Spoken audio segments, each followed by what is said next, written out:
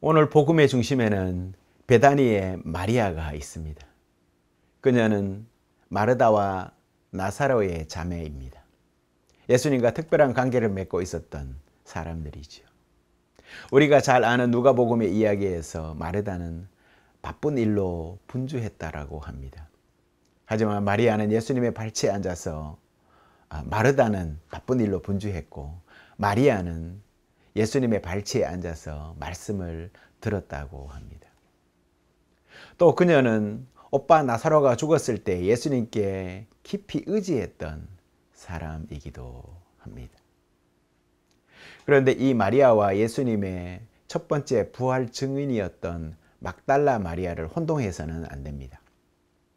중세 교회에서는 이 두 여성을 같은 인물로 보는 경우가 많이 있었습니다. 사실 그들은 각각 다른 사람들이었습니다. 예수님께 드린 마리아의 전부, 오늘 그것을 묵상해 보고자 합니다.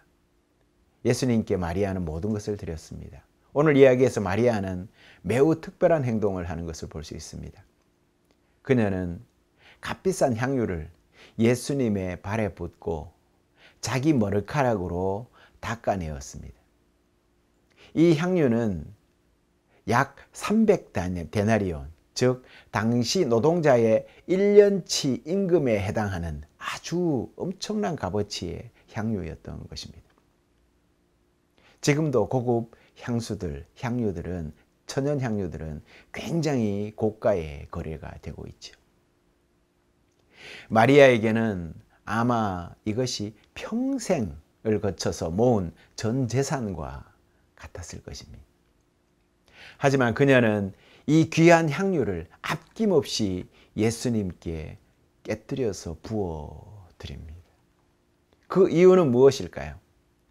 마리아는 예수님의 죽음이 다가오고 있음을 깨닫고 있었기 때문입니다.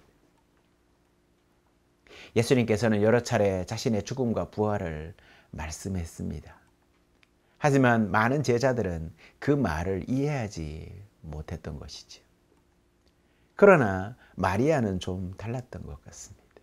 그녀는 그 말씀을 마음으로 새기고 있었고 예수님께 대한 가장 좋은 방법으로 이 향유를 사용해야 되겠다라고 마음먹었던 것입니다.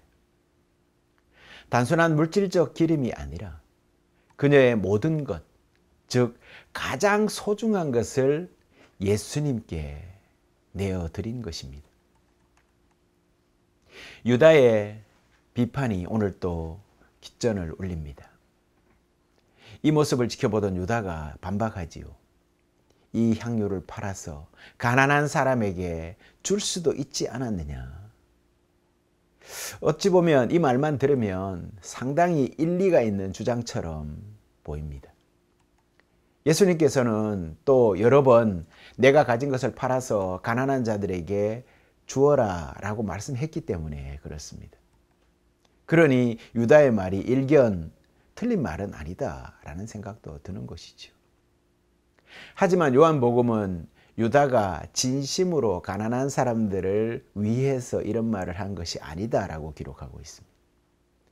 그는 돈을 빼돌릴 속셈이 있어서 그런 말을 했다라고 설명을 하고 있는 것이죠. 그러나 설령 유다가 진심으로 가난한 사람을 위해서 그런 마음에서 말을 했다 하더라도 예수님의 답변은 의미심장하게 오늘 들려지는 것입니다. 가난한 사람들은 항상 나와 함께 있지만 나는 항상 함께 있지 않을 것이다. 예수님은 가난한 사람들을 돌보는 것이 중요하다고 말씀하시면서도 지금 이 순간 마리아가 보여준 그 사랑과 헌신이야말로 가장 본질적인 것이라고 강조하고 있는 것입니다. 마리아가 예수님께 드린 것은 단순한 물질적인 가치가 아닌 것이지요. 그녀는 자신의 마음과 영혼, 모든 것을 예수님께 내어드린 것입니다. 이것이 진정한 사랑과 헌신의 의미인 것입니다. 이 이야기를 들으면서 우리 스스로에게 한번 물어볼 필요가 있습니다. 나는 예수님께 무엇을 드릴 수 있을까? 여러분은 예수님께 무엇을 드릴 수 있습니까? 내가 가장 소중히 여기는 것은 무엇이며 그것을 예수님을 위해 내어놓을 수 있습니까? 우리가 가진 재물, 명예, 직업, 관계, 이 모든 것 하나님께서 우리에게 주신 소중한 것들 아니겠습니까? 하지만 그것들이 우상처럼 우리의 마음을 사로잡고 하나님께 나아가는 것을 방해한다면 문제가 되지 않겠습니까? 하나님께서는 우리가 그것들 자체를 버리기보다는 그것들을 통해서 하나님을 더욱 사랑하는 법을 배워나가기를 원하신다는 것을 아셔야 합니다. 어찌 들으면 향유를 그리 바친 마리아처럼 우리도 가진 것을 바쳐야 된다라고 왜곡되게 말씀을 오해해서는 안 된다라는 말입니다. 오히려 하나님께서 우리가 그 자체를 버리기보다는 그것을 통해서 오히려 그것을 통해서 더욱 하나님을 사랑하는 법을 배우기를 원했다라는 것이지요. 우리 현실과 마리아의 헌신, 솔직히 말해서 우리는 대부분 마리아보다는 유다에 더 가까운 모습을 갖고 있음을 우리는 성찰할 수가 있습니다.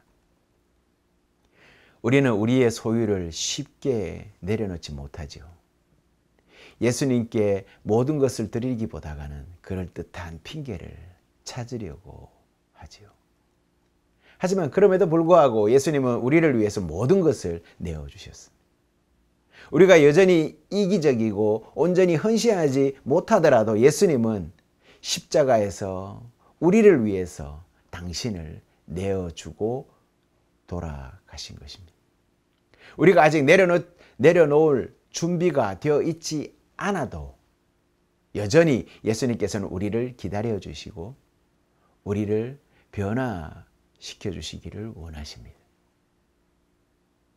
십자가의 사랑과 우리의 변화, 이것은 우리가 영원히 기억해야 될 우리의 과제이며 또 우리의 신앙의 핵심이어야 합니다.